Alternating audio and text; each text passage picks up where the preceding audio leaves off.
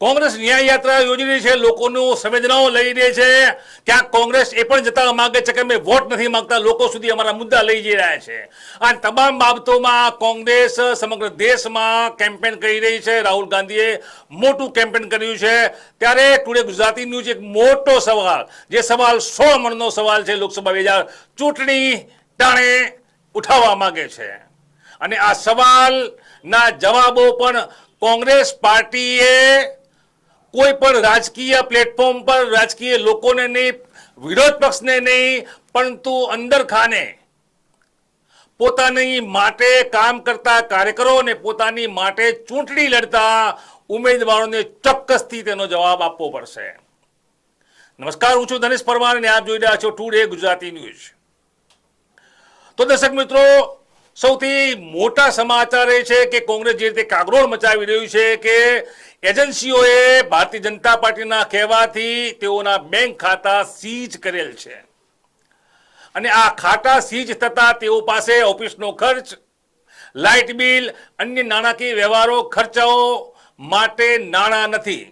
ટૂંકમાં કોંગ્રેસ આ નવી સ્થિતિમાં ખૂબ જ દયનીય આર્થિક તંગી ભોગવી રહી છે. અને આ ટુડે ગુજરાતી અથવા અન્ય કોઈ નથી કહેતું, કોંગ્રેસના ખજાનચી કોષાધ્યક્ષ અજય માકણનું આ નિવેદન છે. હાઈકોર્ટમાં તેઓની પીછેહટ થાય છે. ક્યાંક ને ક્યાંક 3 વર્ષના જે તેઓના નાણાકીય વ્યવહારો છે તે લગતું, ઇન્કમ ટેક્સ લગતું જે કામ હતું તેમાં હાઈકોર્ટની દરમિયાનગીરીમાં કોંગ્રેસની પીછેહટ થાય છે. એટલે સ્પષ્ટ રીતે કોંગ્રેસના જે ખાતાઓ સીઝ કરવામાં આવ્યા છે, નાણાકીય વ્યવહાર, તેઓ ત્યાંથી નાણાં ઉપાડી નહીં શકતા. તે પ્રકારની જે હાલ નવી સ્થિતિ બની છે તેમાં હવે ચૂંટણી ટાણે, આ ચૂંટણીનો સમય છે ત્યારે ચૂંટણી ટાણે કોંગ્રેસના ઉમેદવારો ગુજરાત નહીં પરંતુ સમગ્ર દેશમાં ચૂંટણી લડી રહ્યા છે. આ તમામ ઉમેદવારો માની રહ્યા છે કે પક્ષ તેમની સાથે છે, પક્ષનું નેતૃત્વ તેમની સાથે છે, પક્ષના હાઈકમાન્ડ, પક્ષના સ્ટાર પ્રચારકો તેઓની સાથે છે. તેઓ ચૂંટણી લડશે, લડી રહ્યા છે. ત્યારે રોજિંદો જે ચૂંટણીનો ખર્ચ થતો હોય છે, કાર્યકરોના પ્રવાસ ખર્ચ હોય છે, જિલ્લાના કાર્યાલયો, નાના મોટા કાર્યાલયો બના ત્યાંના ખર્ચા હોય છે, કાર્યકરોને લઈ જવા લાવવા, ચૂંટણી ફંડિંગ, મેનેજમેન્ટ સંભાળવાનું, આ તમામ બાબતનો લોકસભામાં મોટો ખર્ચ થતો હોય છે. જોકે રાજકીય પક્ષો આ ખર્ચના આંકડા, ચૂંટણી અધિકારીને જ્યારે ખર્ચના આંકડા બતાવવામાં તેમાં મોટી વિસંગતતા જણાય છે. જોકે મોટો ખર્ચ થતો હોય છે અને આ ખર્ચ રાજકીય વિશ્લેષકોનું માને તો કરોડોમાં થતો હોય છે લોકસભા સીટની વાત હોય ત્યારે હવે કોંગ્રેસની કાગરોળ અજય માકણ ખજાનચી કહી રહ્યા છે કે અમારી પાસે ભાડું ભરવા અથવા અન્ય ખર્ચાઓ, ટ્રાન્સપોર્ટ માટે, કામદારોને પગાર માટેની લાઇટ બિલ ભરવા માટે પૈસા નથી. તો આ સ્થિતિમાં સવાલ 100 મણનો એ ઉઠવા પામે છે. આ સવાલ ટુડે ગુજરાતીના મનમાં નથી.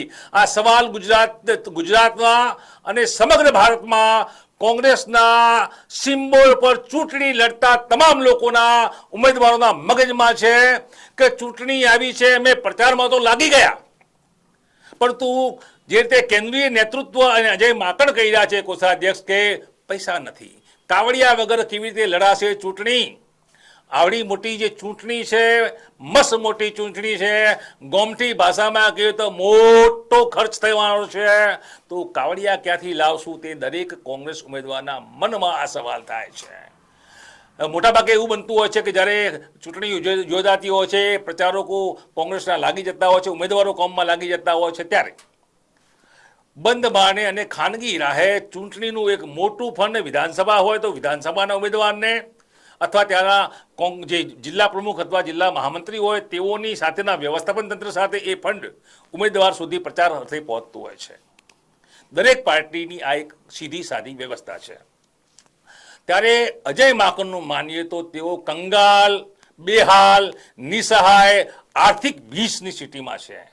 ત્યારે હવે તમામ ઉમેદવારોને એ સવાલ થઈ રહ્યો છે કે લડી તો રહ્યા છીએ, પરંતુ કાવડિયા નહીં મળે તો પૈસા ક્યાંથી લાવશું? અને ચૂંટણી લડવા માટે ધનની જરૂર પડે છે. આ ધન બેંકમાં છે અને બેંકને કાયદાકીય રીતે લાગ્યા છે તાળા. તો આ 100 મણનો સવાલ હજુ પણ છે, જેનો ઉત્તર કોંગ્રેસે આપવો પડે છે. જો કે આ નવી સ્થિતિમાં કોંગ્રેસ કાગરોળ તો મચાવી રહી છે.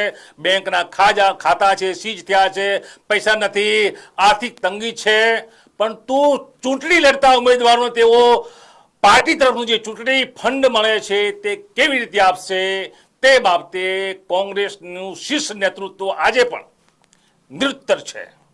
નમસ્કાર.